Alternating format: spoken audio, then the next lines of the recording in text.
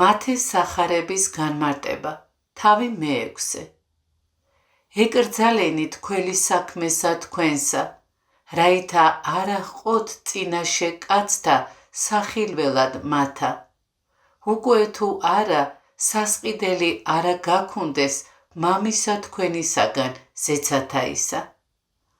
ამას შემოქმედი იმის გამო კი არ გვაუწყებს, რომ ძმების თვალწინ სიკეთის კეთებისა შეგვრცხვეს.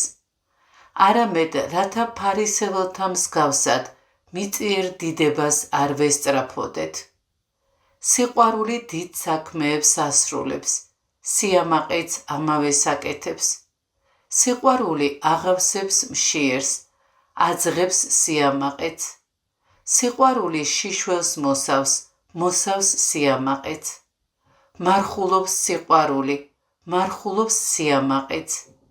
სიყვარული ყოველივეს ღვთის განსადიდებლად სჩადის, სიამაყე კი საკუთარი პატივმოყვარეობისთვის. არც ერთი ქველის საქმე არ მოსწონს უფალს, თუ იგი სიმდაბლით არ შესრულდა. ამასთან სათავეშივე აღმოფხრის მანკს, სულს ამაო დიდებისა, შეუმჩნევლად რომ ასნეულებს სათნოებას და სიკეთის მომქმეც მის სულიერ საფასურს, ყოველი სიკეთის ღირებულებას აცლის. ხოლო რაჟამს იქმოდი ქველი საქმესა, ნუჰქადაგებ წინაშე შენსა, ვითარცა იგი ორგულთა ყვიან შესაკრებელთა მათა და უბანთა ზედა, რაითა იდიდნენ კაცთაგან. ამინ გეტყვი თქვენ, მიუღებიეს სასყიდელი მათი. ვით დიდებას მიწაზე ელის, აქაური ჯილდო მომავალი საზღაურის აჩრდილი და დაბრკოლებაა მარადისობისკენ მიმავალ გზაზე, რის შესახებაც გვაუწყებს სახარება. ჭეშმარიტად გეუბნებით თქვენ, უკვე მიიღეს თავიანთი საზღაური. ეს ითქვა მათზე, რომელთაც სურთ, რომ მათ მიერ უხვად გაცემული მოწყალების შესახებ ბუკნაღარით ემცნოს ქვეყანას. იგივე ითქმის მათზეც, ვინც სხვათა დასანახად მარხულობს.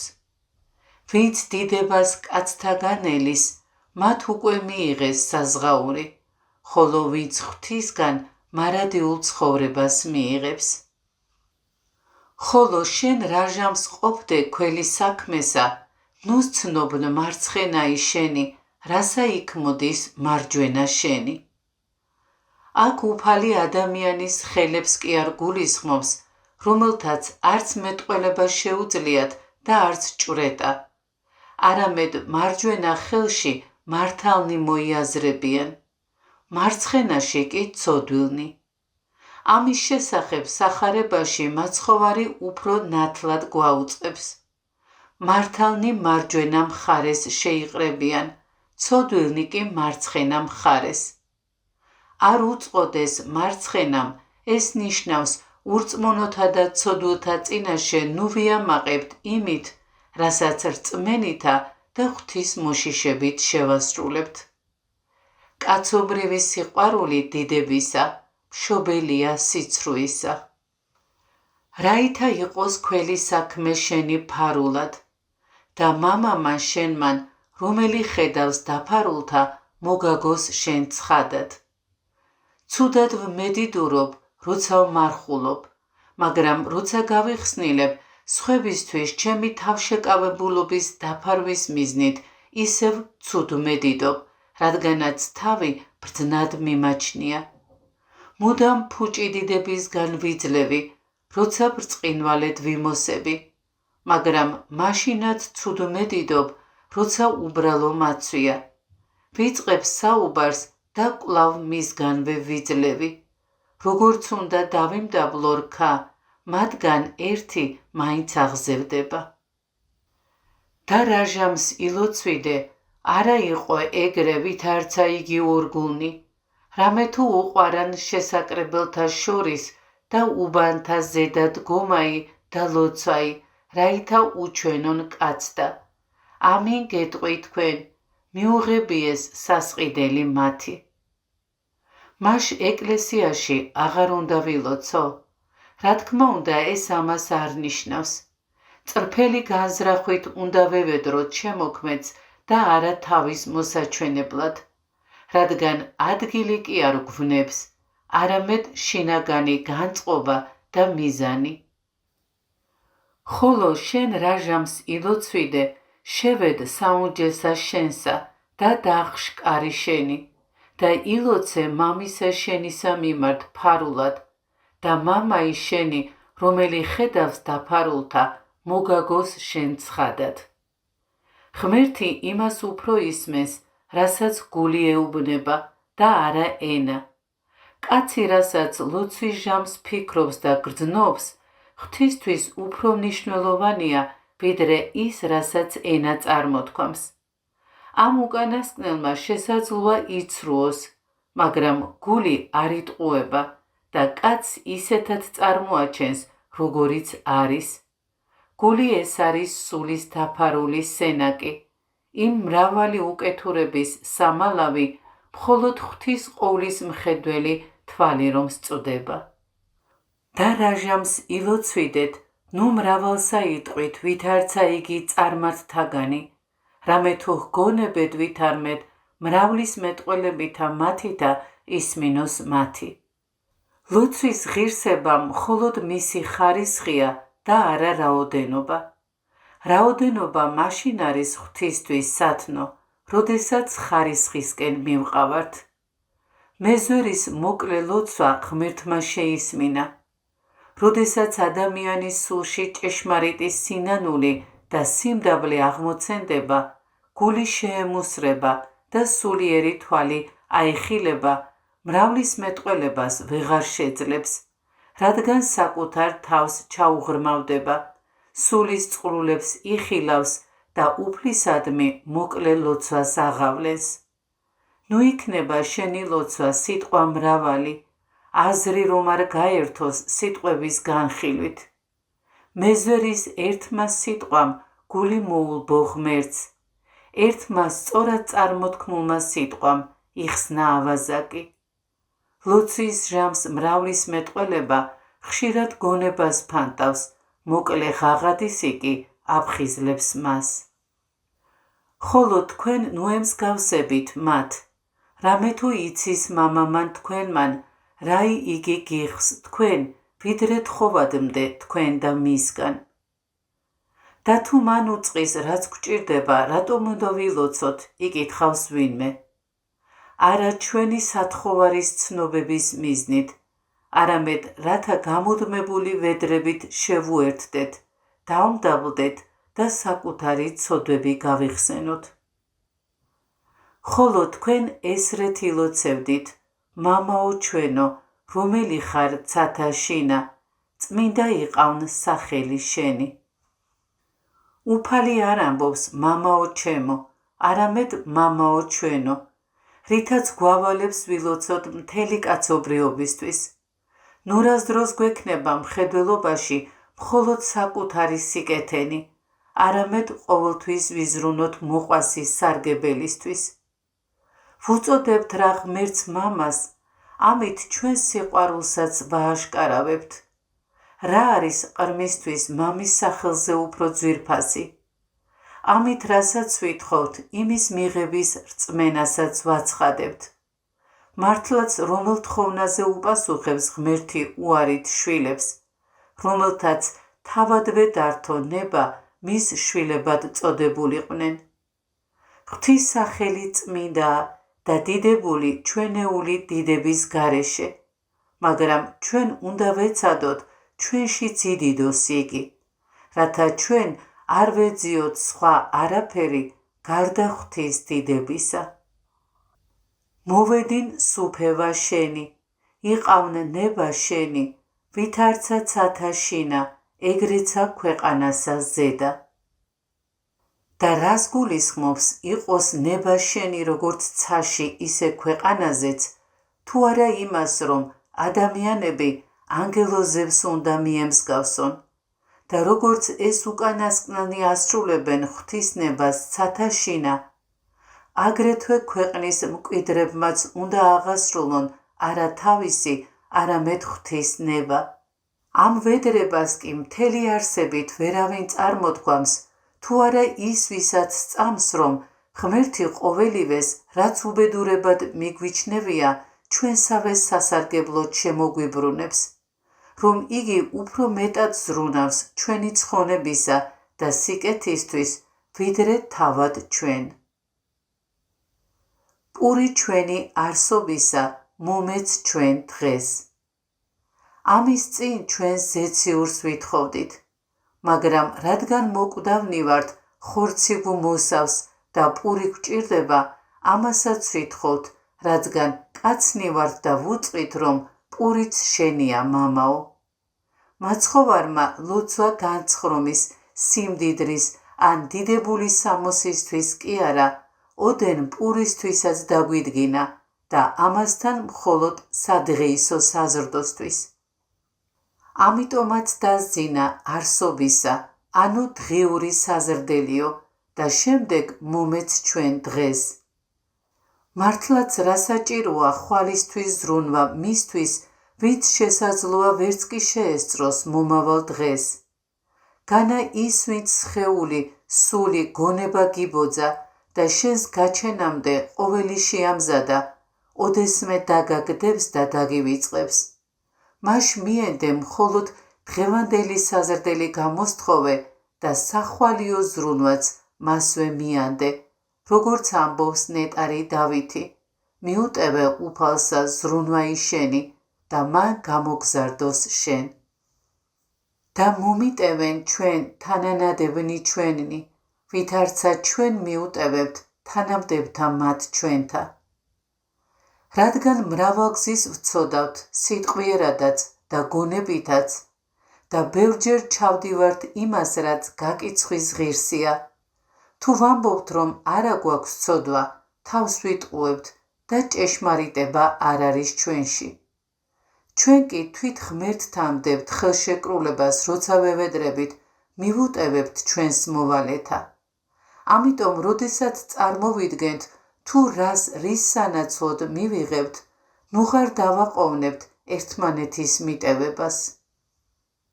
დანო შემიყვანებ ჩვენ განსაცდელსა, არამედ მიხსნენ ჩვენ ბოროტისაგან.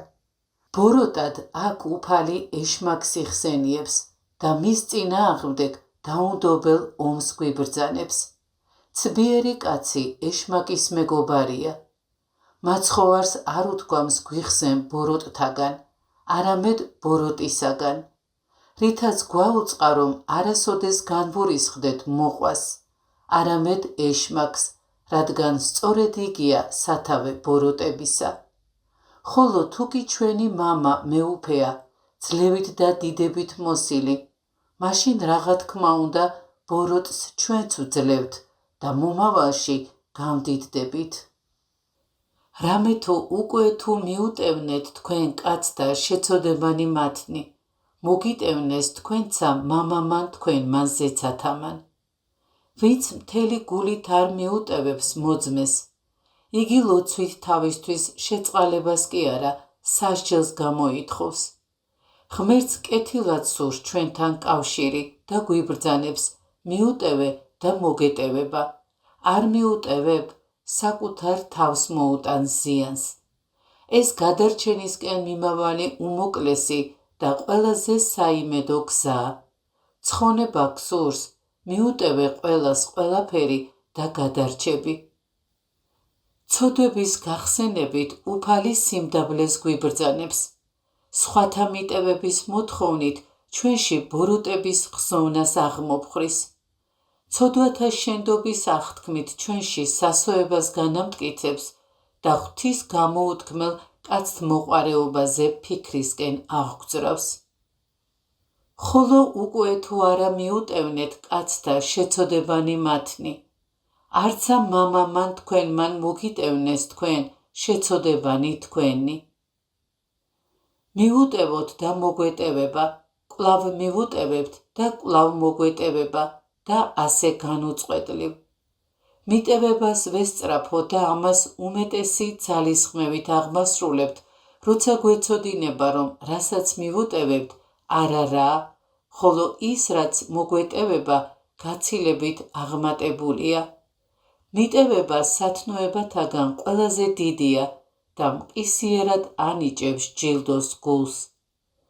ამ ფიქრით ვაკურთხოთ უფალი, რომელმაც ესოდენ იოლი საშუალება გვიბოძა ასეთი სიმაღლის შესაცნობად და ვილოცოთ, რათა მოგცეს ძალა და გონიერება, რომ მივუტევებდეთ.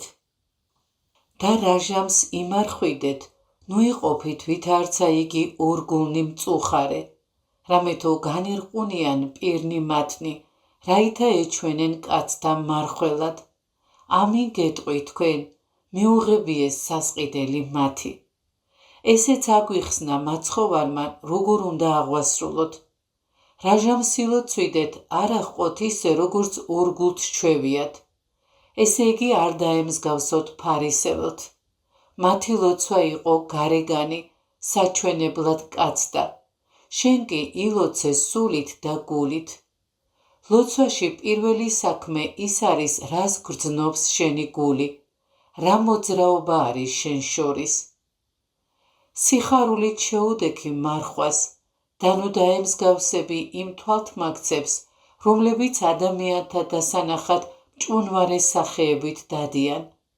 ამ მწუხარების გამო იმ ჯილდოს ვერ მიიღებენ მარხვის გამო, რომ ეძლევა ადამიანს. ხოლო შენ რაჟამს იმარხვიდე, იცხე თავი შენი და დაიბანე პირი შენი. ჩვენი ცხოვრებაა, რომელიც ჩვენ შინაგან კაცს ასაჩინოებს.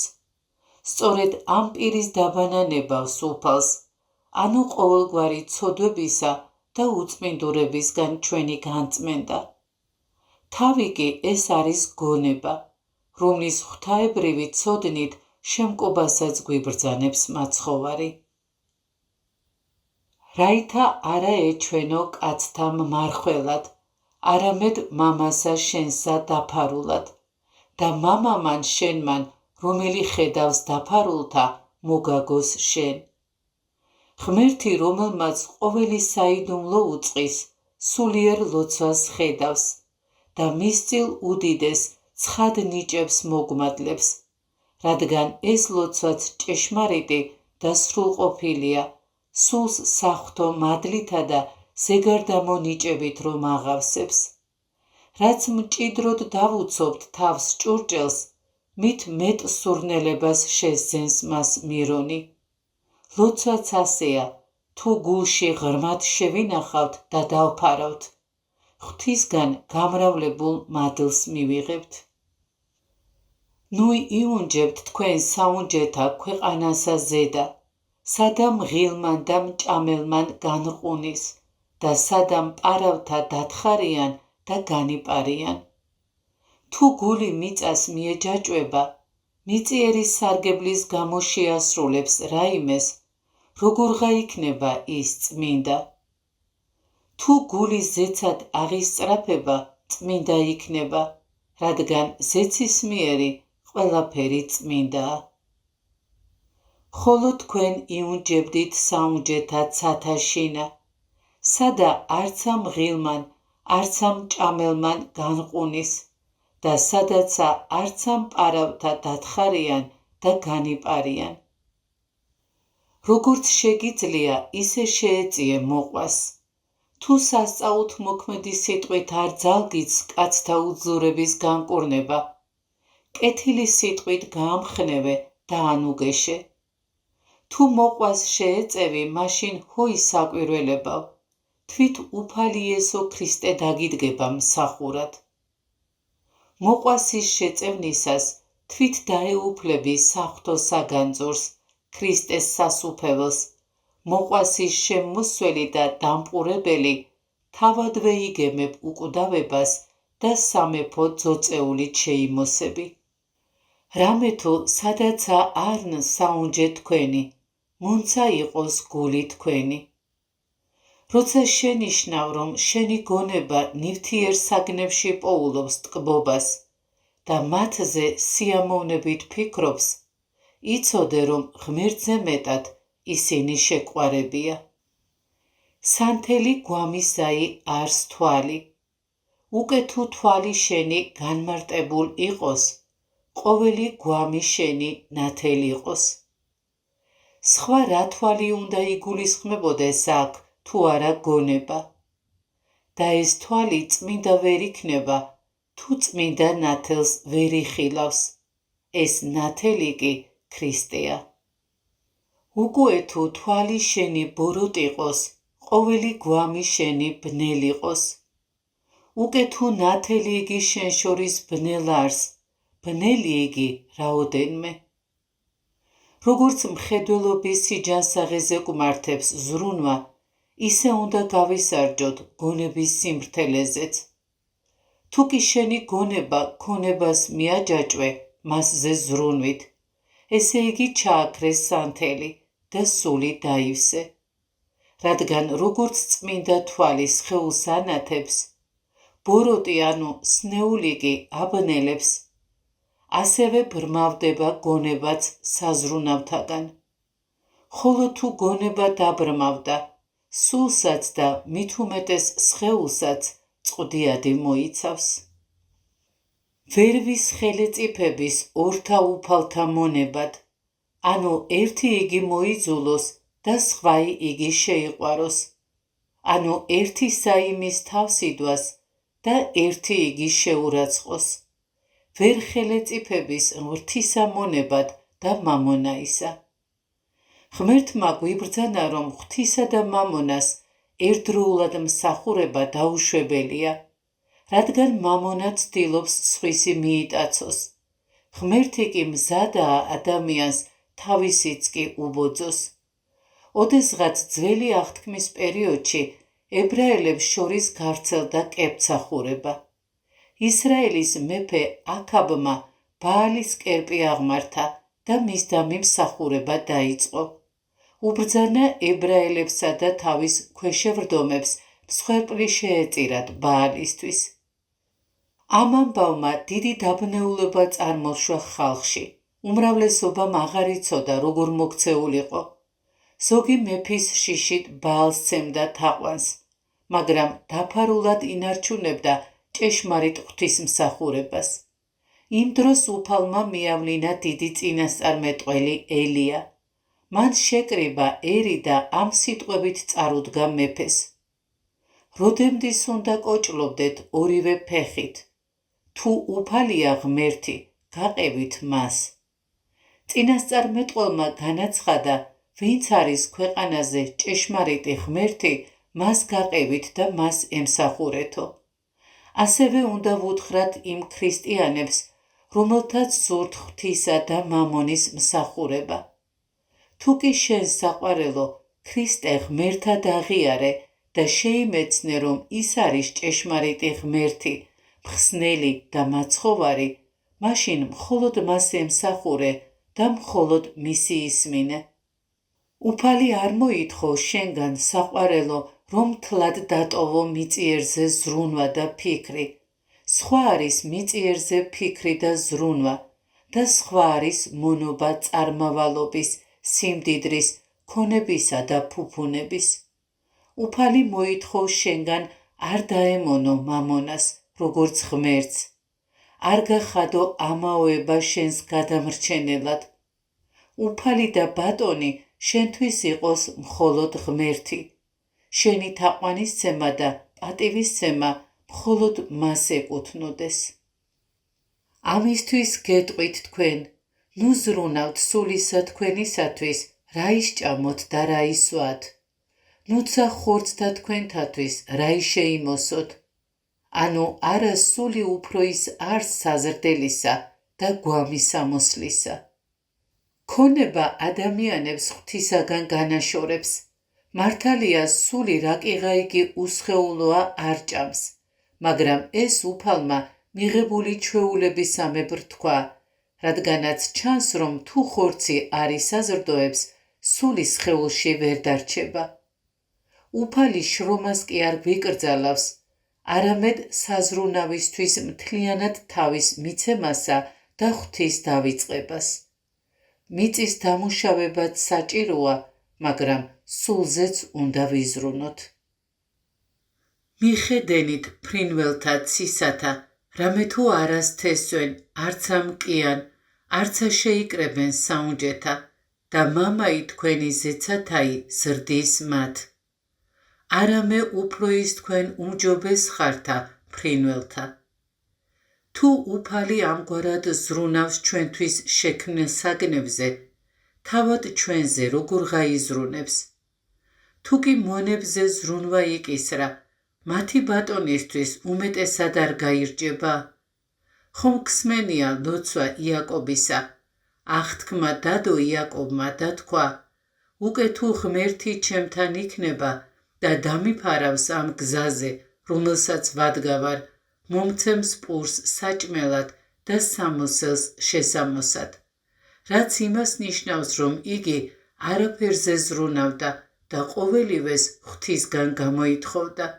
იგივე აღასრულეს მოციქულებმაც, ყოველივე რომ უარყვეს და ყოველი ზრუნვა დაუტევეს.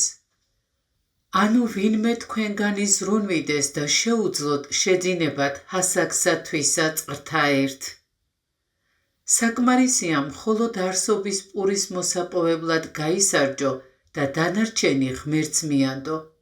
თუ მოგცემს მადლობდე და ადიდებდე, თუ არა და იყოს მისი წმინდა ნება, დაემორჩილე და აღმოთქვი, არ ვიმსახურებ უფალო და კვლავაც მადლობდე, რადგან არავინ უწყის რომ მოეცა, ეგებ დაღუპვის მიზეზად ქცეოდა. შემოქმედმა შენზე უკეთ იცის, რა არის შენთვის სარგო და საზიანო.